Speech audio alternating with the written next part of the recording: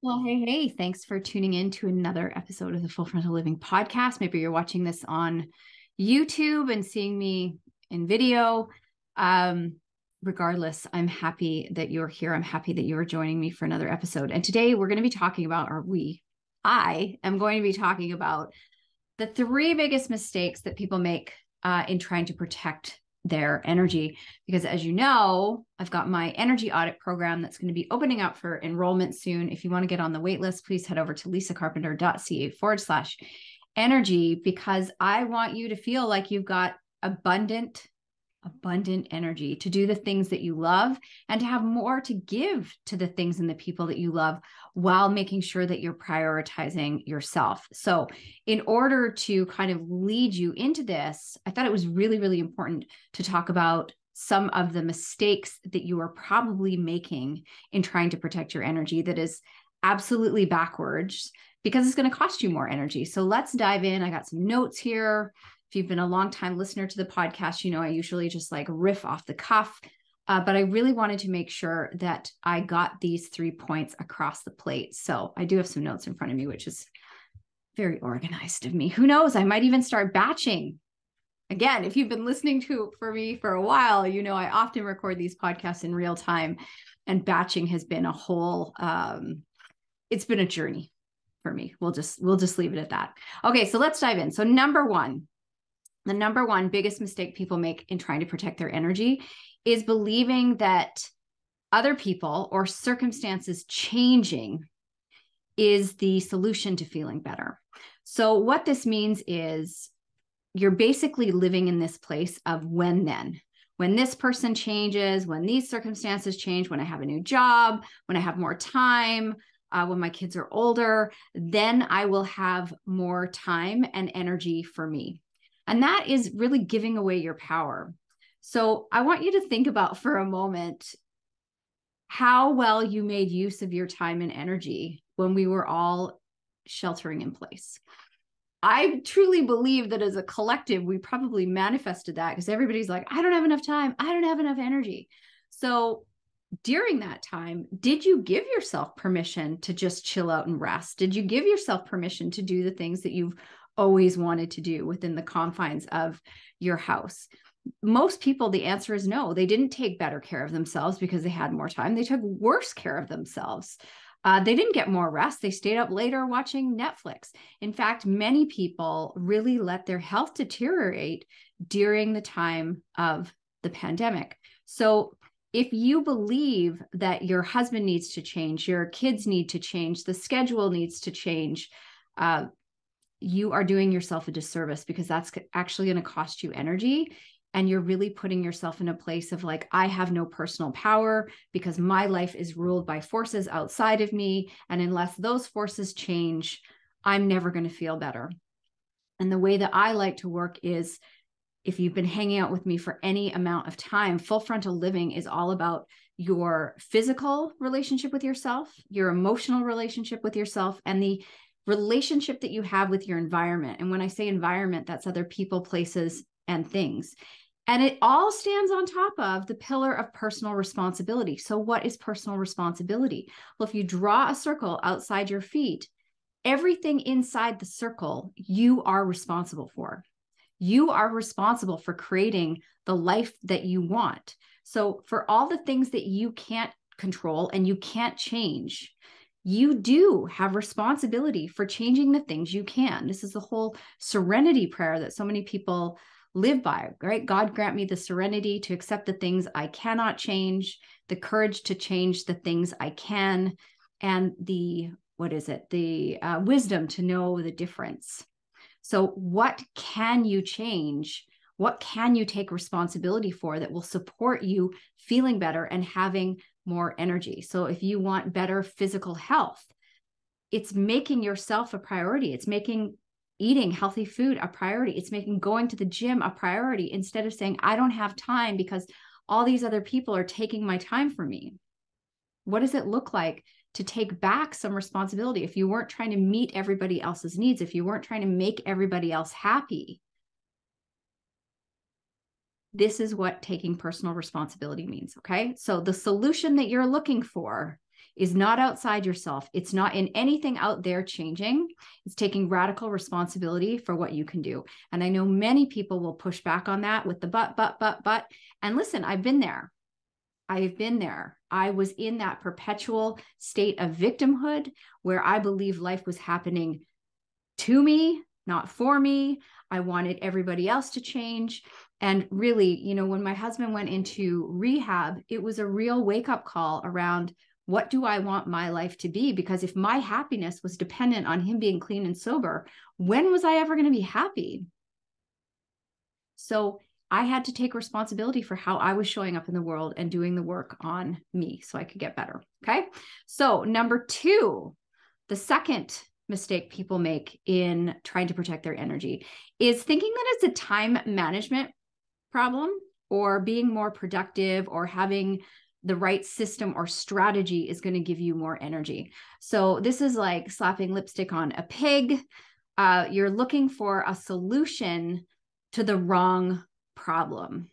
So it is pretty easy to manage your time when you know how you're prioritizing your time, when you know the things that you need to get done. No system or strategy is going to give you more energy. It's looking at how you are showing up in the world again. What are you not being responsible for?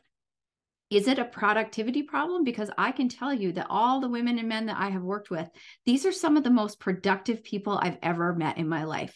In fact, they are so productive, they don't even understand that they are so overfunctioning, well beyond what they need to be doing in a day. So it's often not about how can I cram more things in my day. It's looking at, what do you need to strip out of your day? What do you need to let go of? What do you need to do or delete or delegate to somebody else? Not how do you manage more things so you can juggle more balls. That's not going to give you more energy. And what's interesting is when people go down this route of time management or systems, they create the space. Okay, I'm all organized. I created all this space, and they just fill it up because they haven't looked at what is the actual problem. Oh, I'm uncomfortable having space. So I say I want more time and I say I want more energy, but are you really more committed to filling that time? Because most of the people that I work with, that's the way that they are hardwired. I need to fill my time. They are so uncomfortable in the calm. They are so uncomfortable in the space. So they're saying they want it, but they're always going to create things that bring them back to more chaos and being busy. Okay. It takes a lot of nervous system regulation to get to a place of being calm in the calm. And for many people, they feel calm in the chaos, which brings me to number 3, which I think is a really big mistake a lot of people make. And I spent a long time here, so I'm not throwing shade. There's no judgment. It's worrying and focusing on the problem as being the solution to fix the problem. So I'm going to say that again, worrying and focusing on the problem as a way to fix the problem. So if you've listened to the podcast for any amount of time, you know, I've had many clients that we've unraveled this belief that there's a problem, when often what we find is there is no problem, but they've created a problem. So I want you to consider what worry is giving you, because worry is often how we have been taught, like the more we worry, the more we're being responsible about handling things. But where did you learn that worry was the way to solve a problem? Because you get more of what you focus on. So there's a proverb that I love, which is, worry is praying for the shit you don't want. So how do you expect to have different in your life if you are constantly holding your energy and attention on worrying about the things that you don't like, you don't want, and that you want to be different? So that actually isn't the solution. So worry costs you a tremendous amount of energy. Whereas when you look at, okay, this is the thing I'm worried about. What is actually going to happen? What can I be responsible for? So again, circling back to that personal responsibility. If I'm worried about this thing, what is it that I can take responsibility for that will remove the worry and will support me creating the outcome I want? So I'll use myself as an example. I spent a tremendous amount of time and energy worrying and focusing on my problems with money. I didn't have a problem with money. My problem was that I focused on worrying about money. So I worried about my debt. How was I going to pay off my debt? How was I going to make more money? How was I going to do this? How was I going to be okay? Am I going to be okay?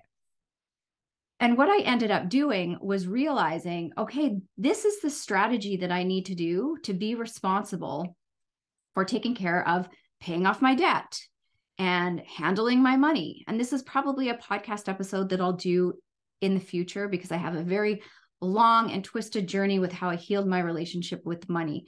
But a big part of it was letting go of worrying about it, because the strategy that I used, and I will share this with you, is I started to ask myself, Lisa, is anything different today from yesterday? And the answer was always no. Okay, did you spend all day yesterday worrying? Yes, I did. Did that change anything? No, it didn't. Is anything different today? No, it's not. So then I would ask myself, did anything bad happen yesterday? And the answer was always no. So time after time after time after time, it was like there was days and days and days of evidence that me worrying wasn't changing anything and nothing bad happened. No bill collector showed up at my door. Nobody, said I had to hand over my car. Nothing bad was happening.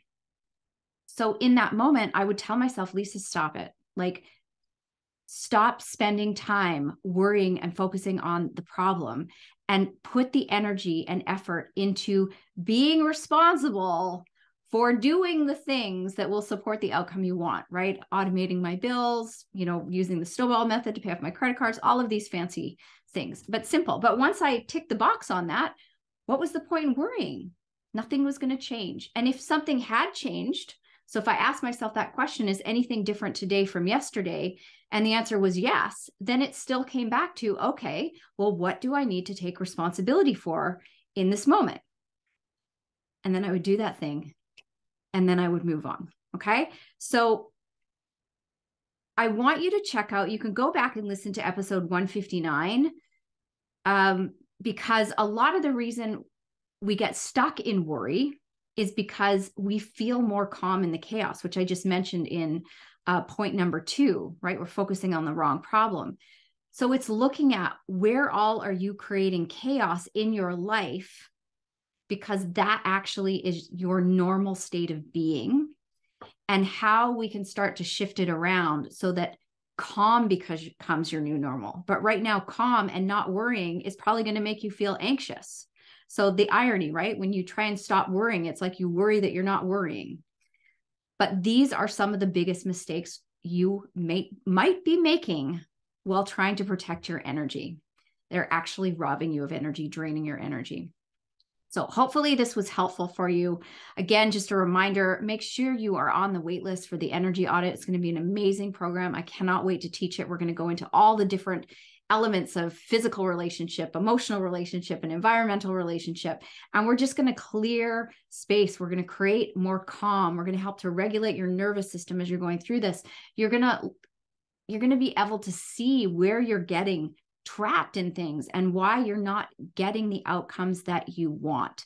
So at the end of the day, I want to get you out of overwhelm, out of frustration, and living a life that you feel more grounded in and fulfilled and peaceful, so that you can do more of what you love instead of living by this story of when then, right? Or crashing into vacation after you're practically have burnt yourself out.